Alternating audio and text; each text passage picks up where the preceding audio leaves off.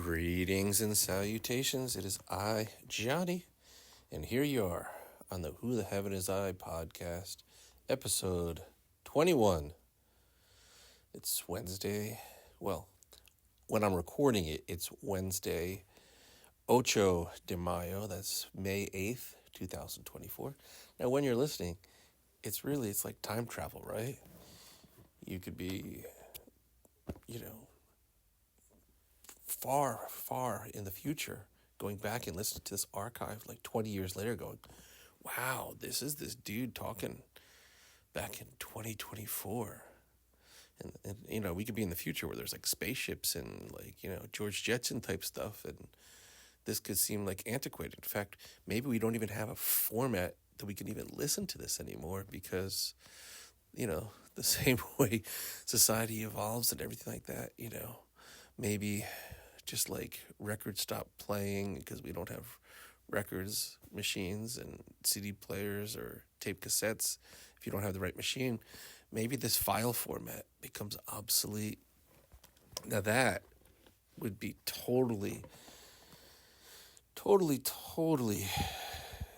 digital disposability, where we're just, then the sign would be there that we truly are living in a disposable world. But I progress because today's episode is not about that.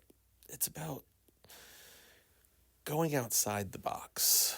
It's about venturing where no being has ventured before. And sometimes it takes a childlike mentality to try something new. Because when you're a kid, you're more exploratory. You're not set in your ways, and it's one of those things where that's how you can really find passion and love, is when you're not doing things just for the money. You're doing things first out of curiosity, and then out of things that you enjoy doing, that you gravitate towards. Sometimes in life I've gotten into a rut, and I always go back to the Steve Jobs commencement speech from Stanford University. I've referenced it before on earlier episodes, but if you're looking at the mirror doing things the same way, and you look at the mirror and you're like, hey, I'm not happy, something's got to change. So that's where I would take myself and go outside the box. Like, here's the box I'm living in right now. It's been, we get into states of comfort because let's face it, comfort is very nice. I think ultimately we all seek some sort of comfort. But the challenge is when you're in that box of comfort. Let's say, when you're younger, say, hey, I want to work in a record store. Well, they don't exist anymore, do they now? Well, let's see, what's the closest to a record store nowadays? Wow. Yeah, I guess that's kind of crazy. See, record stores, for those of you that don't know about this, or CD stores or tape stores, used to be a place where you could go and buy music. But they would have events where musicians would come in and, they'd sign autographs and you'd talk to them. Sometimes they'd play little, acoustical shows or whatever. But it was also a great place to connect with other like-minded musicians or people that like music, per se, not necessarily musicians. So, I remember when I lived in Manhattan, going to Tower Records on East 4th Street, and you're looking through the CD racks, and CDs are compact discs that hold albums from artists. Man, it's crazy I have to explain this stuff now, but that's just the way it is. And so you listen to your favorite music from your favorite artists, and so that space had listening stations, so you could put headphones on and try new stuff. But as you were going through the racks, you might bump into someone that you never met before, but they're wearing a concert shirt for a band you like, and if you're brave enough to say, "Oh, cool band, I saw them in 2000 at Jones Beach. Oh, wow, that's cool. I saw him in 1999 over at the PNC Bank Arts Center. Then it becomes this whole conversation. And music has that power to connect people. Lately, it seems like it has the power to divide people. I haven't even explored the quote unquote rap beef war going on right now with everyone making diss tracks. I think today maybe I'll make a miss track. I missed the time period where people just actually didn't hate each other on music and used music as an outlet of expression, but not in a hateful way. I mean, I got a laundry list of things I could complain about, but I choose not to. And I'd rather put more positive things out into the universe than negative things. It's just like that. But going back to outside the box, and let's go back to the tree branches here. So I was at the record store and CD shops, and there was connectivity, right? And you're just exploring with people. Now, nowadays you don't really have that, right? So, what do you have? That's interesting. You have Spotify and Apple Music and Pandora. There's Deezer. There's Tidal. There's SoundCloud. We have a fractured musical space. So as someone that maybe wants to get their stuff out into the universe musically, while you can do it now more easily, I think the big stars, your Taylor Swifts, your Beyoncés, your Drakes. I'm going to pause for a sneeze. I'll be right back. Your big stars. They still have obviously record label backings. But now intertwined with that is the opportunity for independent artists to get their name out there and into the game. And it's not even so much about becoming the big star that plays like Times Square, like Shakira and Dua Lipa have over the past month.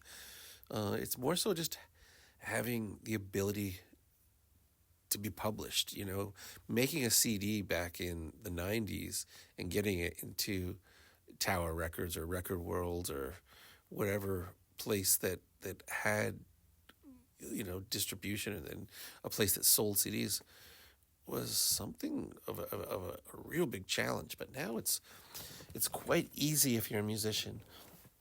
You can literally, on the same iPad that I'm recording this podcast, I can and have recorded music and published it out into SoundCloud and published it out into all the major services because, I use a service called DistroKid, and I can just take my song and then send it out to everywhere. So it's kind of cool. So as much as, things evolve and some things go away, there becomes an opportunity there. And if your goal isn't to be, quote unquote, the most famous person, but just have a presence, you can do that now.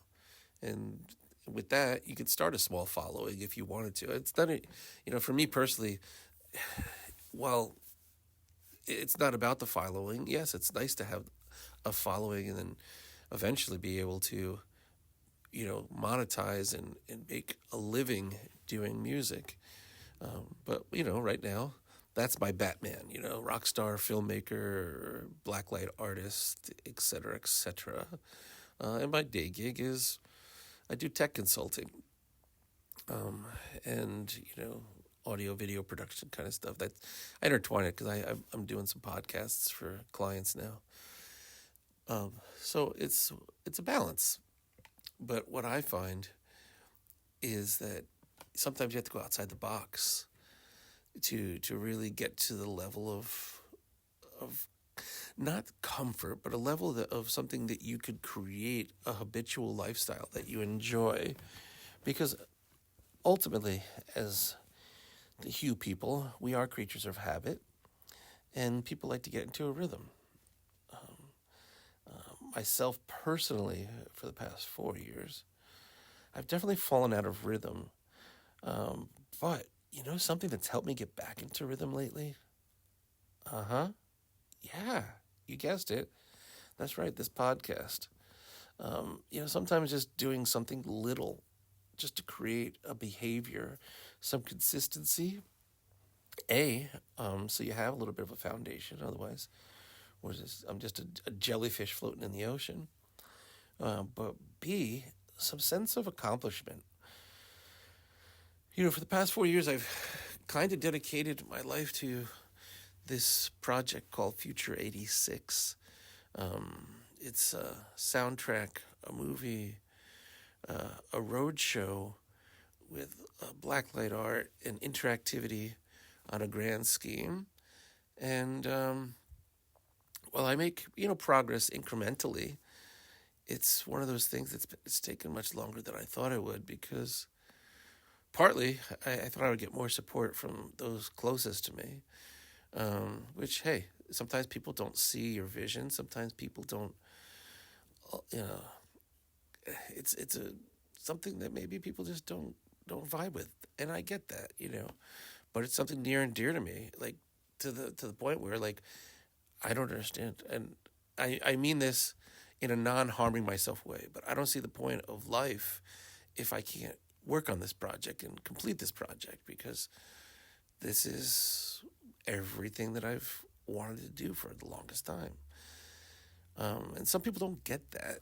They look at life as more of a survival mode thing.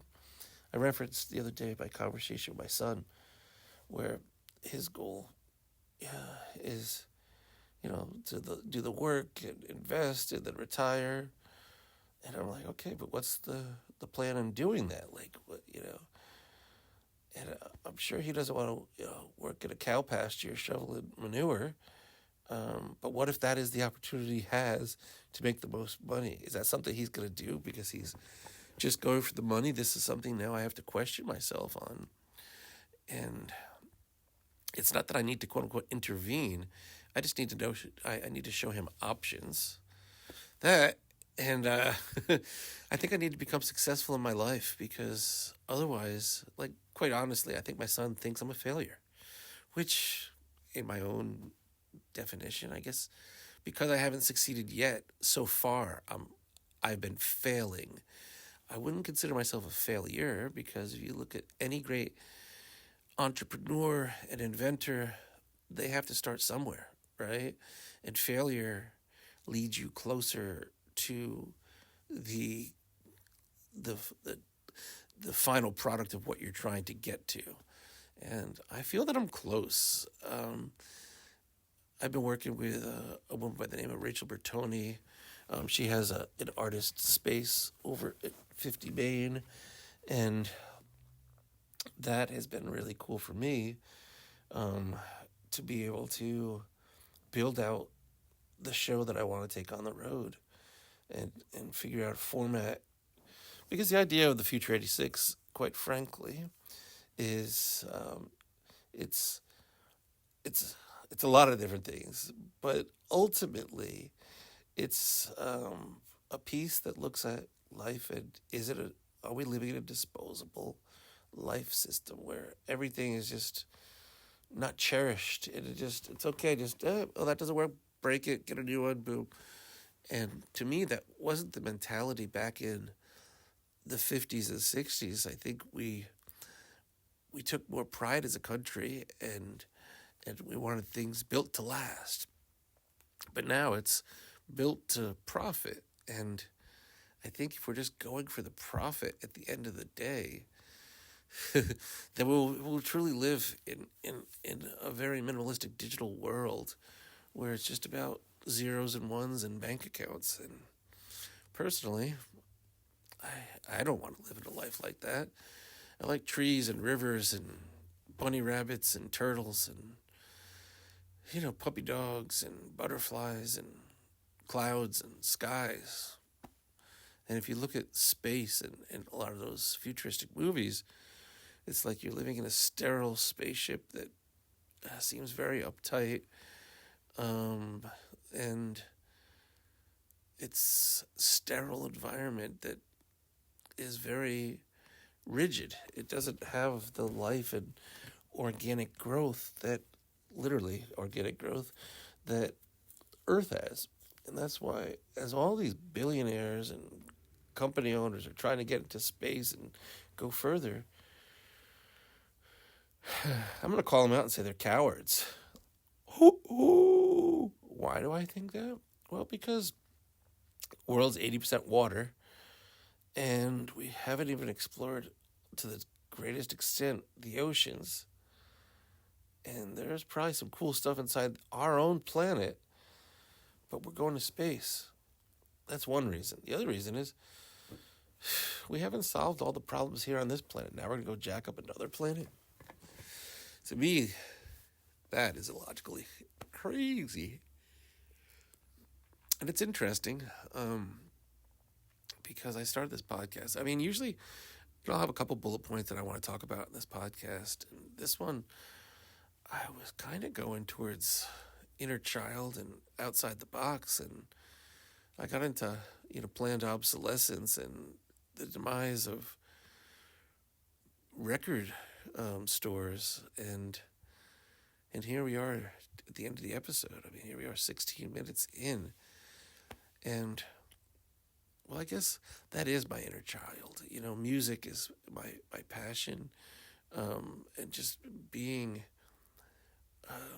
open to new things and exploring. So that is my inner child, I feel, and finding, joy in most things. I think as a kid, that's what you do, You go to the park and there's a guy playing a banjo and like you want to sit there and listen to him. Like that's cool, as you walk to the park. You go to the restaurant on a Tuesday night and they got some clown doing balloons, literally. And that's cool, you gravitate towards it. But as adults, what do we gravitate towards? In most of the conversations I have, it's conversations people gravitate towards the money.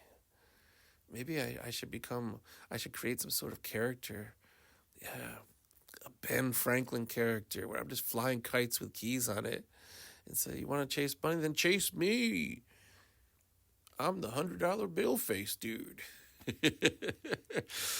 Okay. Well, hopefully I was able to entertain you with my wide variety of thoughts this morning.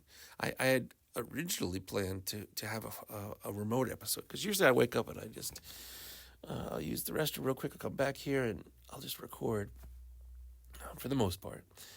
And I was thinking I want to do an episode in the forest, surrounded by nature. So, because it was raining today, I came back into the room and laid down on the bed.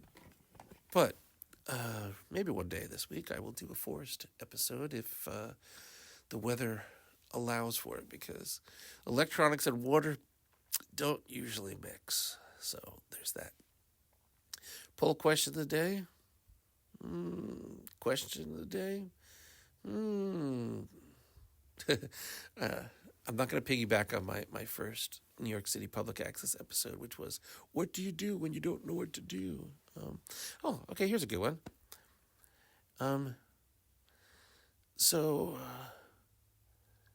Let's see, something music-centric. How do you integrate music into your life? I don't know, that's not a good question. Something music-centric. Yeah, music. What does music mean to you? Yes, let's see that. Let's see what that does. And do you miss record stores? Boom. That's the poll question. That's the question of the day. And I am Johnny, and you've been listening to the Who, the Heaven is High podcast. Thanks for listening. Have a great day and a pleasant tomorrow.